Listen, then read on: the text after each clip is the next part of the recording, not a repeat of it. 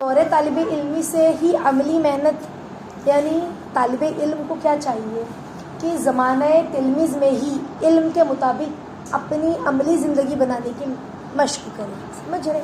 یعنی جو بھی علم پڑھ رہا ہے اس کے مطابق عمل ہوتا ہے.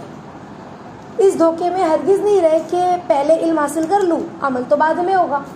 تو یاد رکھیے یہ شیطانی دھوکہ ہے، بلکہ فوراً عمل شروع کرنا ہے. ہمیں علم حاصل کرتے رہنا ہے اور جو سیکھتے گئے عمل کرنا ہے، کیونکہ قرآن اور حدیث میں علم پر بے شمار فضائل ہیں.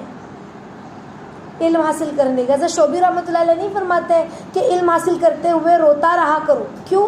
تم فقط علم نہیں حاصل کر رہے ہو بلکہ اپنے اوپر حجت الہی کو اچھی طرح قائم کر رہے ہو. یعنی اب تم نے سیکھا ہے، اب اللہ کی حجت تم پر قائم ہو گئی ہے. اب اللہ تم سے پوچھیں گے تم نے علم پر کیا عمل کیا. سمجھ رہے؟ تو اسی لیے جیسے جیسے علم سیکھتے رہو عمل کرتے رہو. اگر طالب علمی کے دور میں عمل نہیں کیا تو علم حاصل کرنے کے بعد عمل کرنا اور مشکل ہو جائے. تو جو بھی اسباق ہمیں ملتے ہیں، جو بھی ہم پڑھتے ہیں، اس پہ ہمیں کیا کرنا ہے؟ عمل کرنا ہے. اللہ تعالیٰ نے اہل علم کو اہل ذکر بھی تعبیر کیا ہے نا، کہ جو اہل علم ہے، علم والے ہیں، علم کو حاصل کرنے والے ہیں، وہ اہل ذکر بھی ہیں، یعنی اللہ کا ذکر کرنے والے. ظاہر سی بات ہے، علم کیا ہے؟ اللہ کی دین کو سیکھنا. تو وہ سیکھ رہا ہے مطلب اللہ کا ذکر کر رہا ہے، اللہ کو یاد کر رہا ہے. حضرت مولانا عبد الغنی صاحب پھول پوری فرماتے ہیں نا رحمۃ اللہ علیہ کہ اللہ تعالیٰ نے اہل علم کو اہل ذکر سے تعبیر فرما کر اہل علم کو ذکر کی طرف متوجہ دلایا ہے کہ جو علم حاصل کرنے والے ہیں وہ اللہ کو یاد کیا کریں. اللہ نے کہا اہل علم جو ہے وہ اہل ذکر بھی ہے. تو اس کا مطلب ہے کہ اللہ چاہ رہے ہیں کہ جو طالب علم ہے وہ اللہ کو یاد بھی کرے، اللہ کا ذکر بھی کیا کرے. سمجھ رہے؟ یعنی علماء کی خاص شان جو ہے نا، علماء کسے کہتے ہیں؟ علم حاصل کرنے والا، دین کا علم حاصل کرنے والے کو علماء کہتے ہیں. تو جو جتنا علم سیکھے گا وہ اتنے علم کا عالم ہے. سمجھ رہے؟ تو اللہ تعالیٰ نے علماء کی خاص ایک شان، ایک علماء کی کیا کہتے ہیں صفت بیان کی ہے کہ وہ اللہ کو یاد کرتے ہیں. غفلت ایک پل بھی نہیں رہتی، غافل نہیں ہوتے، غفلت میں اپنی زندگی نہیں گزارتے. علامہ آلوسی رحمۃ اللہ علیہ نے تفسیر الروح المعانی میں اہل ذکر سے مراد کیا لکھا؟ علماء. وہ کہہ رہے ہیں کہ اہل ذکر جو ہے وہ علماء ہے. تو نبی پاک صلی اللہ علیہ وسلم سے اللہ تعالیٰ ارشاد فرماتے ہیں نا فَإِذَا فَرَغْتَ فَانصَبْ وَإِلَىٰ رَبِّكَ فَارْغَب. اللہ کیا فرماتے ہیں قرآن میں کہ جب آپ اپنے منصب سے فارغ ہو نا تو محنت کرے اور اپنے رب کی طرف رغبت کرے. جو بھی آپ کام کر رہے ہیں اس سے فارغ ہو گئے، خالی دماغ ہے، اب کیا کرنا ہے؟ اب اللہ کو یاد کرنا. فضول آپ کو یہاں وہاں بیٹھنا نہیں ہے. سمجھ رہے؟ فضول اپنے آپ کو یہاں وہاں کاموں میں نہیں لگانا ہے، اللہ کے ذکر میں، اللہ کی کام میں لگانا ہے. جیسے کہ اس سے پہلے بھی آپ لوگوں کو کل سبق ملا نا کہ پورے دن بھر ہمیں کیا کرنا ہے؟ یا تو کام کرنا ہے، یا تو خدمت کرنی ہے، یا تو عبادت کرنی ہے، اور اس کے علاوہ تیسرا کام ہمیں نہیں کرنا ہے نا. انسانی جو تقاضے ہیں، بہت تھک گیا تو انسان کا بدن جو ہے وہ بستر پر اسے پٹک دیتا ہے کہ بس اب کھڑا نہیں ہوا جا رہا، اب بیٹھا نہیں جا رہا، اب سونا ہے. سمجھ رہے؟ لیکن اس کے علاوہ ہمیں اور کوئی کام نہیں کرنا ہے، جیسے موبائل میں فضولیات، کوئی بھی ایسے کام نہیں کرنا ہے. تو علماء چونکہ وارثین ہیں انبیاء کے. علماء کون ہیں؟ انبیاء کے وارث. تو انہیں بھی ذکر اور فکر اور مراقبے کا، محاسبے کا اہتمام کرنا چاہیے کیونکہ وہ انبیاء کے وارث ہیں. تو اسی لیے ہم سب کو کیا چاہیے کہ ہم گھر میں خالی نہ بیٹھے رہیں، ہم گھر میں خالی نہ بیٹھے رہیں بلکہ ذکر کیا کریں، اللہ کی قدرت پر غور کریں، محاسبہ کریں، مراقبہ کریں. سمجھ رہے؟ اور ایک چیز جو طالب علم کے اندر ہونی چاہیے، پہلی جو چیز ہم نے پڑھی وہ کیا تھی؟ طالب علمی کے دور میں جو بھی علم سیکھا اس پر عمل کرے. دوسری چیز جو ہم نے پڑھی وہ کیا ہے؟ طالب علم جو ہے وہ ذکر بھی کیا کرے. سمجھ رہے؟ ذکر کرا کرے، اپنے وقت کو فارغ نہ رکھے، ہے نا. مراقبہ کرے، اللہ کو یاد کرے، ہے نا. اور جو تیسری چیز ہے طالب علمی کے لیے، ہم سب کون ہے؟ طالب علم ہے نا، علم کو حاصل کرنے والے ہیں. اور علم کو حاصل کرنے کی کوئی ایج ہے؟ اللہ کے نبی فرماتے علم کا حاصل کرنا مہد سے لے کر لحد تک ہے. تو آپ میں سے کوئی یہ نہ سوچے کہ میں تو ابھی شادی شدہ ہو گئی ہوں تو اب کیا، شادی شدہ ہو یا غیر شادی شدہ ہو، ہم سب علم حاصل کرنے والے ہیں، علم حاصل کر رہے ہیں. تو اب ہمیں کن کن چیزوں کا خیال رکھنا ہے؟ تو اب تیسری جو بات ہے، تیسرا جو پوائنٹ ہے علم حاصل کرنے والوں کے لیے، وہ کیا ہے کہ طالب علم کو چاہیے کہ کھانے پینے میں احتیاط برتے. کھانے پینے کی چیزوں میں. اللہ تعالیٰ نہیں فرماتے یا یہ رسول کلوا من طیبات واعملوا الصالحات، یعنی اے رسول کھاؤ پاکیزہ چیزیں اور نیک عمل کرو، صالح عمل کرو. سمجھ رہے؟ تو مفسرین کیا کہتے ہیں کہ عقل طیب پاکیزہ کھانا کھانا، تو اسی کو انہوں نے مقدم کیا ہے، یعنی نیک عمل کرنے میں اس کا بڑا دخل ہے. جن لوگوں کا آپ دیکھو گے بہت دھیان اور غور و فکر سے کہ جو لوگ باہر کے کھانے کے عادی بہت زیادہ ہوتے ہیں نا، ان کا نمازوں میں دل نہیں لگے گا. سمجھ رہے؟ پھر نمازوں سے دوری، ایمان کمزور ہونے لگتا ہے بازاری کھانوں سے. تو نبی پاک صلی اللہ علیہ وسلم نے دعا فرمائی ہے کہ اللہم انی اسألک رزقا طیبا وعملا نافعا وعملا متقبلا، ہے نا؟ کیا فرمایا؟ اللہم انی اسألک رزقا طیبا وعلما نافعا وعملا متقبلا. یعنی کیا سمجھ میں آیا؟ اللہ کے نبی نے بھی اللہ سے یہ دعا کی کہ اللہ مجھے پاکیزہ، میں آپ سے سوال کرتا ہوں پاکیزہ رزق کا. سمجھ رہے؟ تو پاکیزہ رزق سے مراد صرف یہ نہیں کہ حرام مال، پاکیزہ رزق سے مراد یہ ہے کہ ہر وہ مال جس میں شک و شبہ ہو. سمجھ رہے؟ ہر وہ مال جس کے اندر پاکیزگی نہیں. جیسے ابھی ہم باہر بازاری کھانا کھا رہے ہیں تو جو آدمی ہے وہ غیر ہے، بنانے والے اگر غیر مسلم ہے تو پھر ان کا غسل کرنا نہ کرنا دونوں برابر ہے نا؟ ان لوگوں کو کیسا غسل کرنا ہے، کس طرح پاکی ہے، وہ تو معلوم نہیں. دوسری بات یہ کہ بعض مسلمان بھی کیسے ہوتے ہیں، پیشاب کیا پانی نہیں لیا. مردوں میں تو اکثر یہ معاملہ ہوتا ہے، کہیں بھی باہر ہے تو پانی نہیں ملا انہوں نے ایسے ہی حاجت پوری کر لی، تو ان کو پاکی ناپاکی کا اتنا خیال نہیں ہوتا. سمجھ رہے؟ اور ایک چیز یہ کہ کہتے ہیں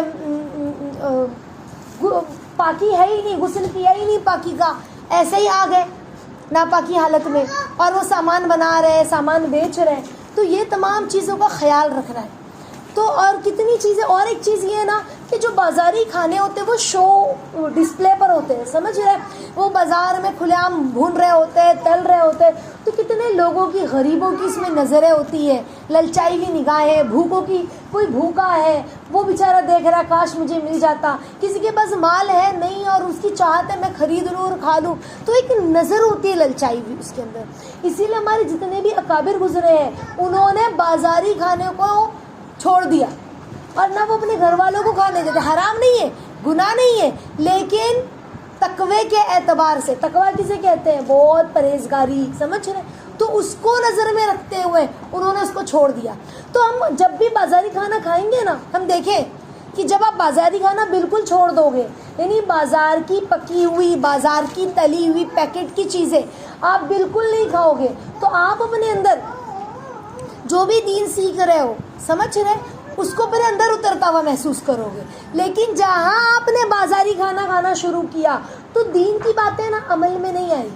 سمجھ رہے؟ صلاحیت نہیں کرے گی جلدی اندر. یہ بازاری کھانا کھانے کا نقصان ہے.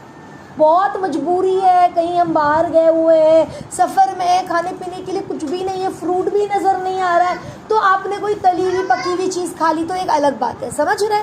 تو انشاءاللہ ہمیں بھی اس پوائنٹ کا خیال رکھنا ہے. طالب علم کے لیے جو تیسری اہم چیز ضروری ہے وہ بازاری کھانے سے پرہیز ہے. تو ہم بھی انشاءاللہ آج سے بازاری کھانا بالکل نہیں کھائیں گے. ٹھیک ہے؟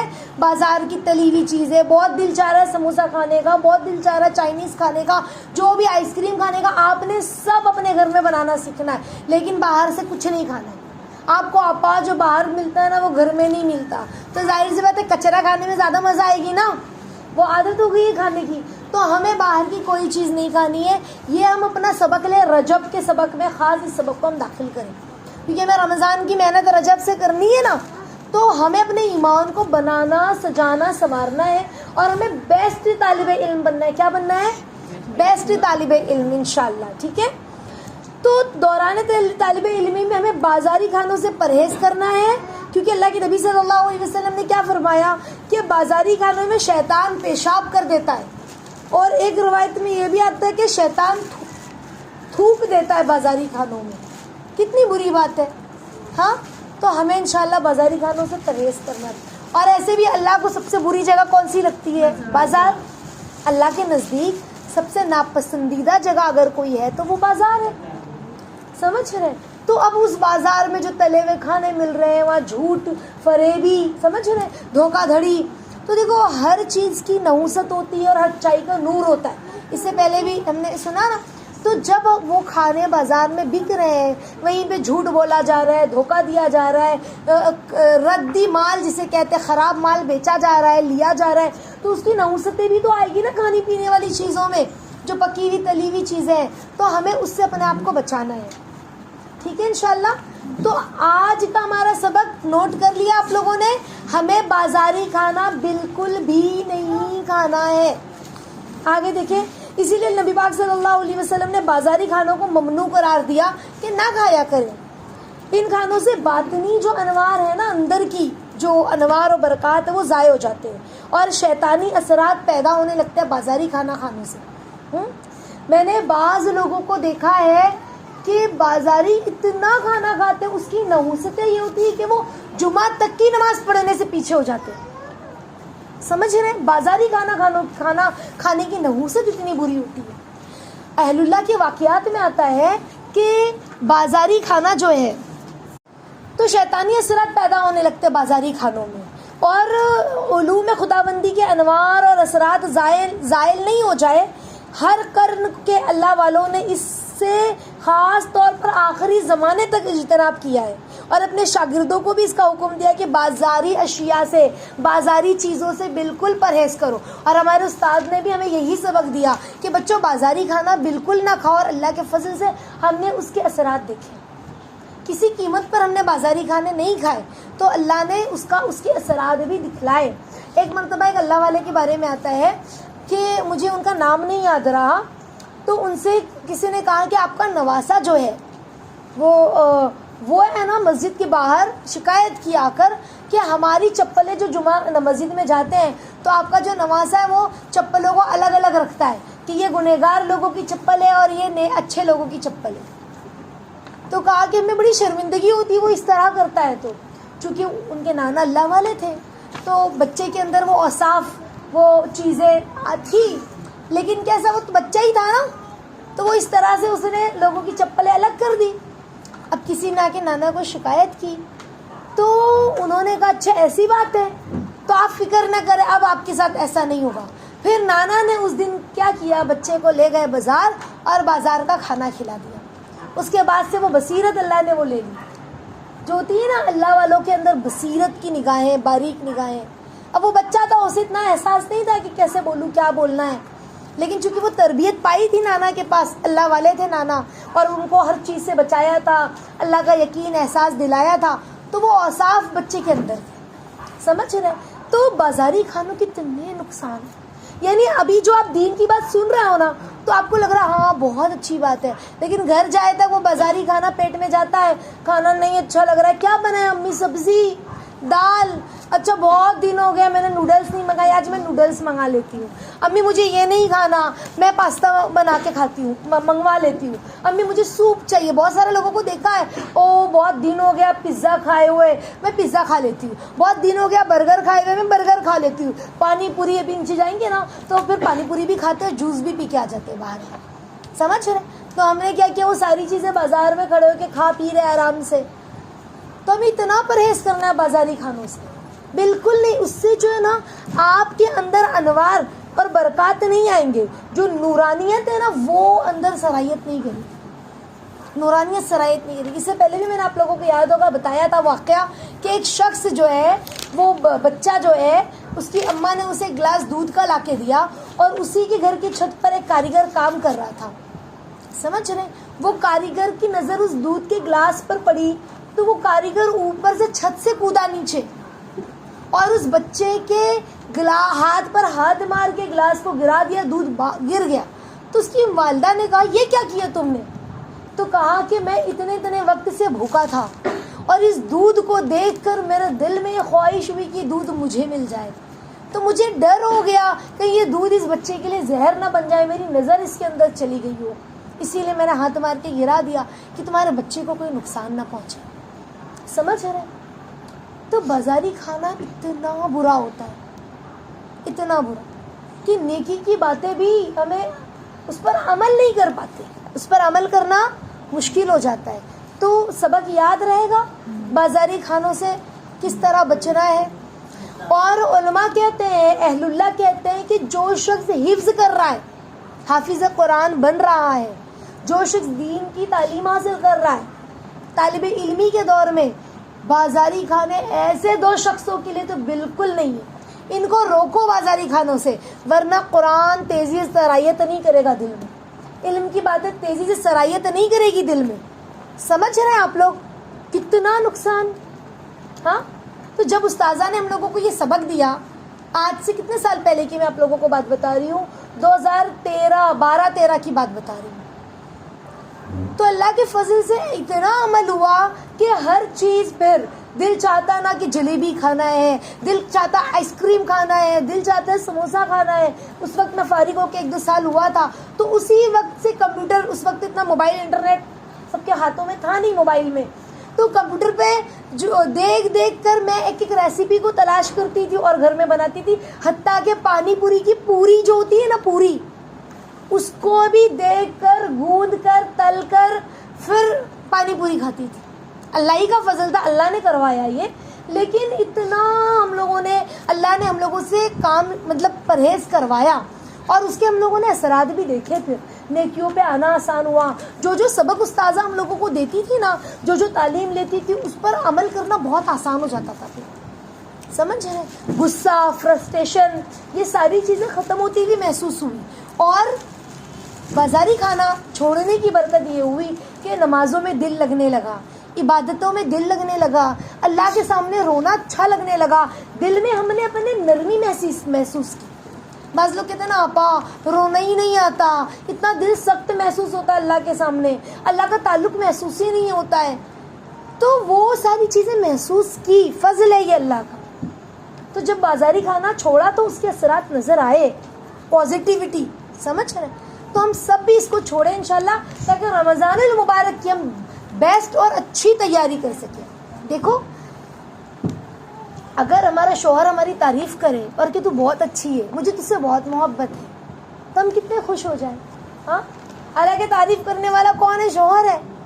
اگر ہماری امی ہماری تعریف کرے، میری بیٹی بہت اچھی ہے، لوگوں کے سامنے، میری بیٹی بہت اچھی ہے، بہت کام کرتی ہے، بہت خیال رکھتی ہے، رات جلدی سوتی ہے، صبح جلدی اٹھتی ہے، ہمارے اٹھنے سے پہلے ہی ناشتہ ہمارا تیار کرتی ہے، گھر کے سارے کام کاج کرتی ہے، مجھے فخر ہے میری بیٹی پہ، تو ہمیں کتنی خوشی ہو۔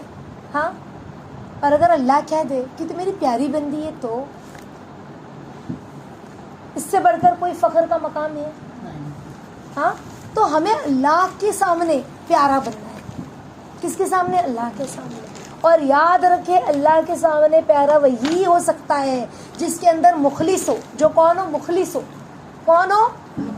اخلاص اس کے اندر ہو، پازیٹیوٹی اس کے اندر ہو، دوسرا عمل صالح کرتا ہو، نیک عمل کرنے میں جلدی کرتا ہو۔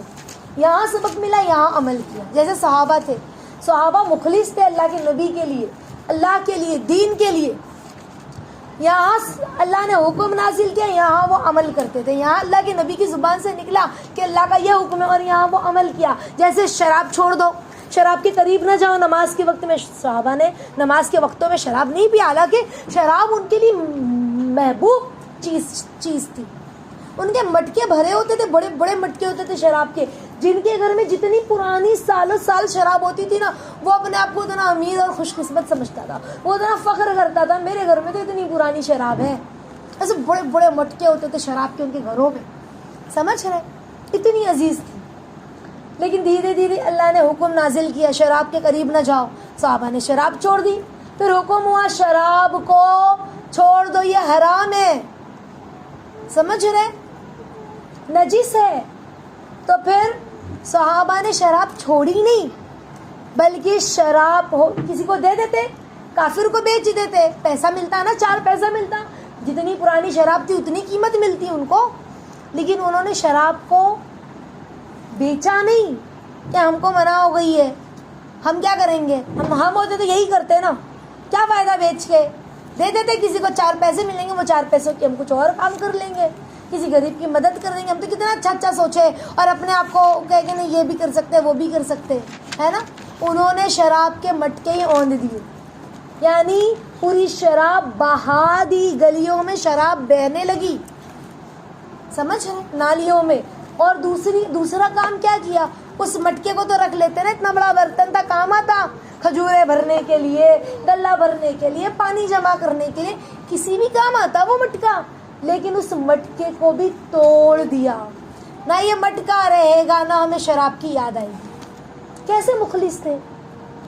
تو ہمیں ویسا مخلص بننا ہے, سمجھ رہے, ویسا عمل کرنا ہے.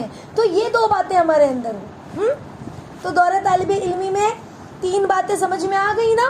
ایک تو جو سبق ملا اس پر عمل کرنا, دوسرا اہل علم اہل ذکر بھی ہوتے ہیں, یعنی اپنے خالی وقتوں میں اللہ کو یاد کرنا. تیسرا سبق کلو وشربو, پاکیزہ غذا کھانا. اچھا, پاکیزہ غذا میں ایک چیز اور میں آپ کو بتاؤں, ہر وہ غذا جس پہ شک و شبہ وہ چھوڑ دی.